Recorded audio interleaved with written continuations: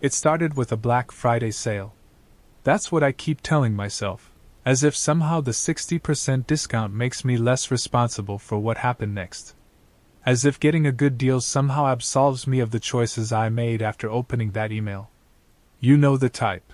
One of those chirpy marketing messages promising to unlock the secrets of your ancestry for the low price of $49.99, shipping included. I'd always been curious about my background. Not in any profound way. More like the idle wondering you do when you're bored at work, staring at your reflection in your monitor and thinking, I wonder where I got these cheekbones from. My parents never talked much about our family history. Mom would change the subject whenever it came up, and Dad would just shrug and say, "We're mutts, honey. A little bit of everything." The test kit arrived 3 days before Christmas in a sleek white box with teal accents. Very modern, very clinical. Inside was a plastic tube, some preservation liquid, and instructions telling me not to eat or drink anything for 30 minutes before providing my sample. I remember thinking how strange it was that something as complex as DNA analysis could start with something as simple as spitting in a tube. I mailed it off the next day. The tracking number said it arrived at their lab facility in Utah on December 28th. Then came the waiting game. Their website said results typically take 3 to 4 weeks, so I tried to put it out of my mind. Tried to ignore that slight flutter of excitement every time I checked my email. The first sign that something was wrong came exactly 16 days after they received my sample. It was 3:47 a.m. when my phone buzzed. I remember the time precisely because I'd been having trouble sleeping lately, insomnia that had started right around when I mailed off that little tube of saliva. The notification was from the DNA company's app, which I'd downloaded to track my results. Sample processing complete. Results pending review. That seemed normal enough. But then came another notification, just seconds later. Urgent, account status update required. Please verify identity. I clicked through, still groggy from my semi-sleep. The app asked me to confirm my date of birth, current address, and mother's maiden name. Standard security questions. But the last question made me pause. Please confirm. Have you ever experienced unexplained memory loss or gaps in childhood memories between ages 4 to 7? Who asks that on an identity verification form? I almost closed the app right then. But curiosity got the better of me. I selected No and hit submit. The screen went black for a moment, then displayed a simple message. We need to speak. Do not contact your parents. A representative will call within 24 hours. For your safety, please do not discuss this message with anyone. I laughed. Had to be a glitch, right? Or maybe I'd downloaded a fake version of the app. I checked the App Store. No, this was the official one. I deleted and reinstalled it, but when I logged back in, the same message was there. That's when the headache started. Not the dull, throbbing kind you get from staring at screens too long. These felt targeted. Like someone was pressing their thumb into very specific points in my brain. Behind my right eye. At the base of my skull. Just above my left ear. The pain would last exactly 47 seconds, yes, I timed it, then vanish completely. I didn't sleep at all that night. Kept checking my phone, waiting for that promised call. As the sun rose, I started to notice other things. Small things at first. The birds outside my window weren't making their usual morning sounds. Instead, they seemed to be repeating the same 3-note sequence over and over. My coffee maker, which I've had for years, suddenly had buttons I'd never seen before. And my reflection, something was off about it. Nothing I could point to specifically, but it felt like looking at a photo that's been ever so slightly edited. The call came at 8:13 a.m. No caller ID, just a string of zeros. I answered, heart pounding. Hello? Static. Then a voice that sounded like multiple people speaking in perfect unison. Subject 23 to 47 confirmed. Please verify, what was the name of your first pet? I never had any pets growing up. My mom was allergic. A pause. More static. Then, incorrect. You had a cat named Whiskers from ages 4 to 7. Black with white paws. Disappeared the same night as the incident. What? No, that's wrong. I would remember. Subject displaying expected memory alterations. Proceeding with Protocol 17. That's when the real strangeness began. The voice on the phone started reading out a series of numbers. As they spoke, each number seemed to trigger a flash of memory, but not my memories. At least, they couldn't be my memories. Could they? A little girl, me? Playing with a black cat in a room I didn't recognize. The walls were covered in complex equations written in what looked like crayon. A woman who looked like my mother, but younger, arguing with men in white coats. That same room, but now the equations were glowing, floating off the walls. The cat, Whiskers? Walking on the ceiling, defying gravity. My father crying, saying, "We have to let them take her. It's the only way to fix what she did." The memories hit me in waves, each more impossible than the last. With each one, the headaches returned, but now they felt less like pain and more like adjustments. Like someone was rewiring my brain, one synapse at a time. "Stop," I tried to say, but my mouth wouldn't work right. The words came out in reverse.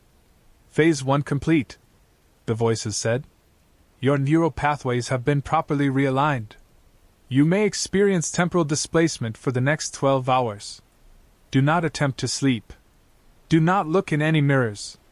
Do not think about the number 47. Of course, as soon as they said that, 47 was all I could think about. And with each thought of that number, the world around me seemed to shift. Objects would be in slightly different places every time I blinked. The sunlight coming through my window started casting shadows in impossible directions. And my hands, they looked normal enough, but they felt like they belonged to someone else. I stumbled to my bathroom, ignoring their warning about mirrors. I had to see, had to know if I was still me. The reflection that greeted me was complex. It was my face, but it was also other faces, layered just beneath the surface. Faces that could have been me in other timelines, other realities. And behind those faces, something else. Something that smiled with too many teeth when I frowned. My phone buzzed again. A text this time, from a number that displayed as a series of infinity symbols. "Your DNA test results have revealed a temporal anomaly in your genetic structure. In simple terms, you exist in multiple timelines simultaneously, and the barriers between those timelines are breaking down. The memories you're experiencing are real, all of them. They're just not all from this version of you." Another text followed immediately. "Your parents aren't your parents. Not exactly. They're your custodians, assigned to watch over you after the incident. The incident you caused. The incident that fractured reality in your bedroom 20 years ago, when you decided to solve an equation that shouldn't exist in this universe." The headache returned, but this time it brought clarity with the pain. I remembered. Oh God, I remembered everything. I was 4 years old when I first saw the numbers. They were everywhere, in the patterns of dust motes floating in sunbeams, in the arrangement of leaves on trees, in the spaces between spoken words. By 5, I understood that these numbers were the building blocks of reality itself. By 6, I'd figured out how to manipulate them. It started small. Making my stuffed animals actually talk. Creating doorways to other rooms that couldn't exist in our house's floor plan. Teaching Whiskers to walk on walls. My parents thought I had an overactive imagination, until the day they found me in my room, floating near the ceiling, surrounded by mathematical formulas that burned the air itself. That's when the men in white coats came. But they weren't doctors, not really. They were reality engineers, specialists in maintaining the integrity of our timeline. They said I had to be stopped before I unraveled everything. Said my equations were like viruses, infecting our universe with impossible possibilities. They couldn't undo what I'd done. Reality was already too compromised. So they did the next best thing. They split me across multiple timelines, dividing my knowledge so that no single version of me would remember enough to be dangerous. They assigned different versions of my parents to watch over each version of me. Planted false memories. Hoped that would be enough. But they didn't account for one thing: DNA testing companies that could sequence genes across dimensional barriers. My phone buzzed one more time. Now that you remember, you have a choice to make. We can suppress these memories again, return you to blissful ignorance. Or you can help us. Other children like you are starting to remember too. Reality is becoming increasingly unstable. We need someone who understands both sides of the equation. As I read those words, I noticed something odd about my hands again. The fingers on my right hand were moving on their own, tapping out complex patterns on my phone screen. Numbers and symbols I shouldn't understand began filling my notes app. My childhood equations, updated with 2 decades of quantum computing advances I shouldn't know about. Another text. We see you've already started working on the solutions. The question is, which version of you is doing the math? I looked in the mirror again. The face beneath my face smiled that too wide smile. And I realized something that chilled me more than any of the impossible memories. I couldn't tell which version of me was the real one anymore. Was I the version who grew up normal, who just wanted to know if she had any Irish ancestry? Was I the version who broke reality as a child? Or was I something new, a combination of all possible versions of myself? The equations kept flowing from my fingers, faster now. They felt right, felt true in a way that transcended the mere physical world. Each formula was a key, unlocking more memories, more knowledge. I saw other children like me, scattered across timelines, their gifts suppressed but not destroyed. Saw the cracks we'd made in reality, spreading like a spiderweb through the dimensions. My phone screen glitched, then displayed one final message. Time to choose. Help us contain the damage, or finish what you started as a child. But remember, every choice creates new timelines, new versions of you. Choose carefully. I stared at my reflection, at all the possible versions of myself staring back. And I realized something. Maybe this wasn't about choosing one timeline over another. Maybe it was about something bigger. The equations flowing from my fingers weren't just mathematics. They were a language, a way of describing the interconnectedness of all possible realities. What if the problem wasn't that we'd broken reality? What if we'd simply discovered that reality was meant to be fluid, meant to contain all possibilities simultaneously? What if the real danger came from trying to force it into a single, rigid timeline? I picked up my phone to reply, but before I could, every electronic device in my apartment turned on simultaneously. TV, laptop, even my electric toothbrush, all displaying the same message. Wait. Don't respond. This message is from a future version of yourself. Whatever you do, don't. The message cut off. Power went out in my entire building. When it came back on seconds later, something had changed. The air felt thicker, like reality itself had become more dense. And I could see them now, ghostly overlays of other versions of my apartment, other versions of me, all occupying the same space. My phone rang again. This time, when I answered, I heard my own voice, or rather, a chorus of my own voices, speaking from 1,000 different timelines. We need to talk about what happens next. All of us. Because it turns out DNA isn't just a blueprint for building bodies, it's a map of all possible versions of ourselves. And now that we've seen the map, we can't pretend we don't know the way home. I looked at my hands again, watching as they seemed to multiply, each version writing slightly different equations. And I understood. This wasn't about choosing one truth over another. It was about accepting that all truths could exist simultaneously. The DNA test hadn't just revealed my ancestry, it had revealed the very nature of reality itself. The headache returned, but this time I welcomed it. Each burst of pain was another piece clicking into place, another version of me integrating into the whole. The equations weren't trying to break reality. They were trying to show us what reality really was: infinite, malleable, alive with possibility. My reflection smiled, and this time, I smiled back with all my faces. The warning wasn't a warning at all, it was an invitation. An invitation to remember who I really was, who we all really are, authors of reality, not just characters in it.